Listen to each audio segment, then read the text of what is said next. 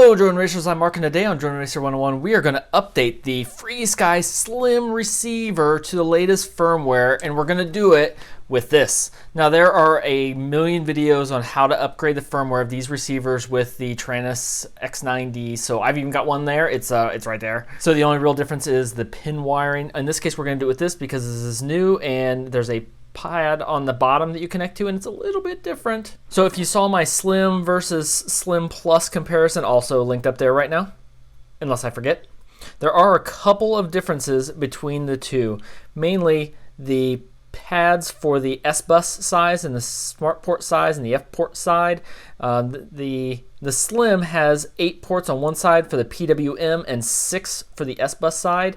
The Slim Plus has 8 and 8. They've added some non-inverted pads on the Slim Plus, so you need to make sure you know which one you've got. But for firmware wise, it doesn't matter. It's the exact same firmware file, and you definitely do want to upgrade these whenever they're new, because the latest and greatest would be good when you're doing a new deployment. So these come with some wires, so they'll come with either way. You've got 6 pins and 8 pins for the Slim, and it'll be 8 and 8 for the Slim Plus. Either way, I recommend you keep these and don't use them for your firmware upgrades. Use these for your wiring. These are generally pretty nice wires, and use these for wiring into whatever model you're going to do. If you're doing this, you should buy some extra connectors. I will link them down below. I just buy bags of them. I just buy them in bulk, so I've got like 20 of pretty much every size that I can get. So I've got 6s and 8s to spare. So here's a whole bag of 4-pin connectors that I use. These to go into the models a lot. So that way when I'm wiring something up, I can just plug that in really easy. And these are really handy to have extras of for cases like this. This is where I have my Slim mounted, and I have a 4-pin connector here, and this just came out of that bag, and I was able to move the pins wherever I needed it. Then I've got a second one back here in the back that you can just barely see. Now it's my F-port connector. I actually don't even need this at all anymore. This is S-Bus. This is fully running F-port, and I will have a full video on that really soon. But that's one place where the Slim Plus is way better. This is an F3 board, so I was able to invert the pad and have it connect just fine to this. An F4 board, if you're running an F4 flight controller, buy the Slim Plus. Having those extra non-inverted pads will save you so much heartache in the long run. Knowing that, what I've done is I've made a pair of connectors here. I have one for my Slim Plus and one for my Slim, and you'll see these are 6 and 8 pin connectors. So here is the wiring. It's the same for both of them essentially. So looking at the bottom of the connector, you have ground all the way to the left. This is the same, and then the positive, the 5 volts, all the way on the other side. Right next to that in both cases is the Smart Port. That's the way you want to wire this. And then on one of these, I just took a servo connector and just soldered them together. And the servo connector in this case is right. You don't have to move any pins like you do with an X9D. When you have pins, the positive is always going to be in the middle, and they do that so if you connect it in backwards, you don't fry anything. The reason this is different on the X9D is there are actually 5 pins. So technically the middle pin, the positive, is on one side of this 3-pin connector. If you had a 5-pin connector and you only use 3 of them, that would be right. And then the positive would be in the middle. So if you look at those 5 pins, that's why it's different. That's why you have to move them. In this case though, with this, it's a standard servo connector. Your standard servo connectors that you get are going to connect just like this, and they will be just fine. So this one I just took and I cut and I soldered. I soldered the 2 connectors together. This one, I had an extra servo connector that already had the metal pins on it. So I was able to just remove these. You lift these with an X-Acto knife is what I do. You just lift under that pin and just slide them out one at a time. Go until they're all taken out, then just take the ones you need here and put them right back in the right order, and then just push these down to make sure it doesn't come off. So there we've got that connector.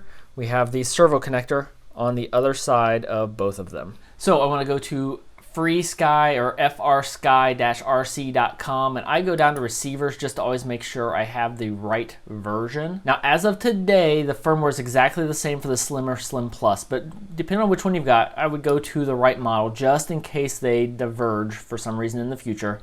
So I'm here on the right model, I can see it, I can tell that's the right version. I'll go to download. So here I want the F-Port protocol firmware. The main reason I like this, and I'm going to cover this in an upcoming video, with S-Bus support for RSSI output. So if I'm using S-Bus, I can output the RSSI on my 16 channel and see my data. Now, F-port, if I'm using F-port, does the exact same thing. So depending on what I'm going to do, if I'm going to use S-bus and I don't care about telemetry, I might use this just because S-bus on this same receiver with RSSI output is great. If I'm going to use smart port, well, I might as well use F-port anyway, so I would use this in this case. The only reason, I honestly, no, I don't know of a reason I would not use this firmware. Because if I wanted S-bus with S-port, I can use F-port, and I would just use F-port because I like it better at this point. If I can't use F-port, then I would use S-bus, and I still want this firmware because I have S-bus with RSSI output. Now this is as of Independence Day 2018. This may change in the future, but for now, this is the one I want. So I will download this. I'll just open it up here. So I've opened the file. So in this case, it's easier for me to take the SD card out and put it in my computer. Sometimes I'll plug in the cable. I've done that in previous videos. In this case, I took the card out. So I'm going to go to firmware, and I am going to use the FCC firmware. I'm in the United States, so I will copy that one. If you're in Europe, you want it the LBT. If you're in Australia, let me know which version you use. I actually don't know. I know I have a number of people there, or Brazil. I know we've got some people from Brazil. Which version do you use there? Do you just pick and use whatever you want? I'm gonna use FCC though, so I'm just gonna copy it to this firmware folder. Just takes a few seconds, these are small files. And then I'll pop the disk back out and put it back in my controller. So I'm gonna just pop the card back in here. Again, make sure you get it lined up just right. If you slide it in crooked, you'll stick it in the wrong hole, and then Amber won't talk to you anymore. So get it all lined up just right, and pop it in there so everybody's happy. I will take my, I've got a Slim here, so you cannot, as far as I know, you cannot flash the firmware from the PWM side. You have to use the S-bus connection. So I've got my cable that I wired up here with the 6-pin connector here, and you can see here really clearly VCC, so that's 5 volts, S-port, and then all the way on the other side is ground. We don't use anything else there. Now, here's probably the reason you're watching this video. So we've got this connector on the bottom. The way that you connect it is with the S-port connector on the left. The ground is on the right, the power is in the middle, and then the S-port is on the left. So we will turn on the radio now. Welcome to OpenTX. See, thank you, Amber. Okay, so now we want to hold the stick left to go into the menu, press right to go to the card, go down to firmware and click. So now FCC R9 Slim F-port is what I want. I'm gonna click and hold. I will flash to S-port. That's the bottom port that we want here. So then you click and hold to confirm, and zoom back out so you can see. So it has powered on the module here. It did not apply power until you started this process. And it's powered on, and it is flashing right now. So it takes a couple minutes. It's not too bad. There we go. So when it's done, it powers off the receiver and takes you back to this mode and back to the screen, and you are just all set. You're all done. Now you can connect it into the model. Now you can use these wires, which are still nice and pristine.